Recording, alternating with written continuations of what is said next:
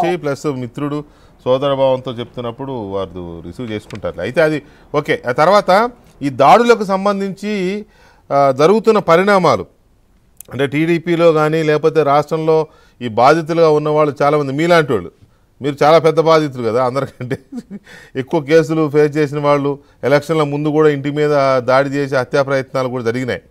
So ఇలాంటి వాళ్ళందరూ తొందరగా ఏదో ఒకటి చేసేయాలి వీళ్ళందరూ అనే దీంట్లో వీళ్ళు ఉన్నారు.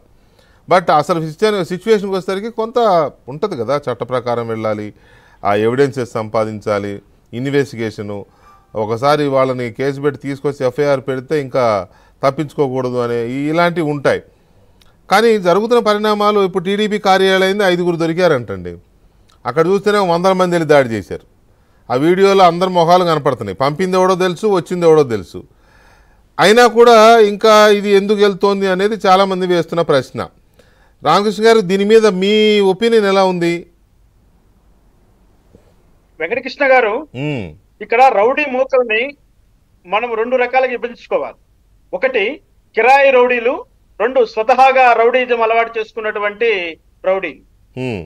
ఎక్కడైనా ఒక వ్యక్తి పైన దాడి చేయడం కోసము, లేకపోతే ఒక వ్యవస్థ పైన దాడి చేయడం కోసము ఈ యొక్క కిరాయి రౌడీలను సహజంగా రౌడీలు తోడు తెచ్చుకుంటుంటారు. మనము గత 5 సంవత్సరాల వైఎస్ఆర్సీపీ పాలనలో మనం చూసినట్లయితే మంగళగిరిలోని తెలుగుదేశం పార్టీ జాతీయ కార్యాలయం పైన దాడి చేసిండేది చాలా చిన్న సంఘటన అని నేను అభిప్రాయపడుతున్నాను. ఎందుకంటే మా చిత్తూరు జిల్లాలో, ఉమ్మడి చిత్తూరు జిల్లాలో నారా చంద్రబాబు నాయుడు గారు ప్రతిపక్ష హోదాలో ప్రతిపక్ష నాయుడుగా ఆయన వచ్చినప్పుడు అంగళ్ళలో జరిగినటువంటి ఇన్సిడెంట్ అయితేనేమి, పుంగనూరులో జరిగినటువంటి ఇన్సిడెంట్ అయితేనేమి ఎంత టెరిఫిక్ గా ఉందో ఒకసారి చూడండి. ఎంత దుర్మార్గం అంటే చంద్రబాబు నాయుడు గారికి జిప్పు ఇప్పి చూపించారండి. అవును, ఇప్పటికీ అది చూస్తుంటే నరాల్లోన ఒక ఆవేశం అన్నది కట్టలు తెంచుకుంటోంది. అరే ఎంత బరి తెగించారు అంటే, పోలీసులు చుట్టూరా ఉండంగా పోలీసుల సమక్షంలో ఒకడు జిప్పి ఇప్పి చూపించి సవాలు విసురుతుంటే ఏమీ చేయలేని నిస్సహాయ స్థితిలో ఉండిపోయి వాళ్ళ దగ్గర తన్నులు తిని కూడా మళ్ళీ జైలుకి వెళ్లాల్సి వచ్చింది టీడీపీ కార్యకర్తలు అంగళ్ళ కేసులో. మరి మాకు కోపం రాదండి? ఆవేశం ఉండదా? చట్టము తన పని తను చేసుకుపోతుందని ఎన్ని రోజుల సత్తుకు కూర్చోవాలి? కనీసము ఉపశమనమైనటువంటి ప్రక్రియ మొదలు పెట్టారా ఈ తెలుగుదేశం వాళ్ళ అధికారంలోకి వచ్చిన తర్వాత?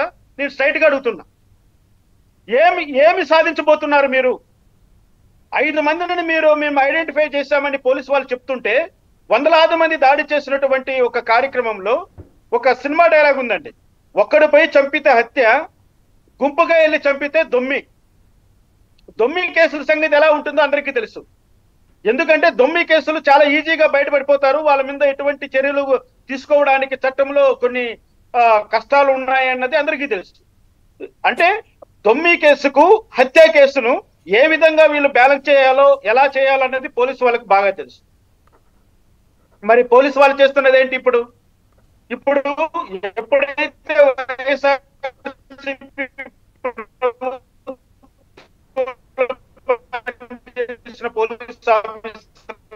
ఇప్పుడు పనిచేస్తున్నారు, వాళ్ళే వస్తుంది ఏదో మనం ఊహించింది జరుగుతుందని అనుకోవడం కూడా తప్పు అవుతుంది. కానీ తప్పును సరిచేయాలి కదా.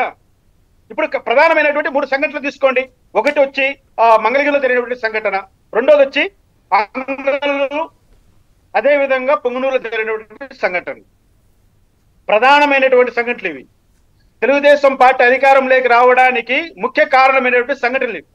మరి వీటిపైన కూడా మీరు చర్యలు తీసుకోకుండా, వీటిలో కూడా ఇన్వెస్టిగేషన్ త్వరితగతిన ముగించకుండా నేరస్తులు పట్టకొచ్చి న్యాయస్థానం ముందు నిలబెట్టుకుని పోతే ప్రజలకు ఎలా సంకేతాలు వెళ్తాయి? అసలు మా చిత్తూరు జిల్లాలో అయితేనండి ఇప్పటికీ పెద్దారెడ్డి మాటే చెల్లుబాటు అవుతుందండి. అన్ని చోట్ల పెద్దారెడ్డి మాటే చెల్లుబాటు అవుతుంది. ఆ పెద్దారెడ్డి ఎవరో మీకు తెలుసు. ఎవరు? మా పెద్దిరెడ్డి రామచంద్రారెడ్డి గారు. ఆయన గెలిచాడు.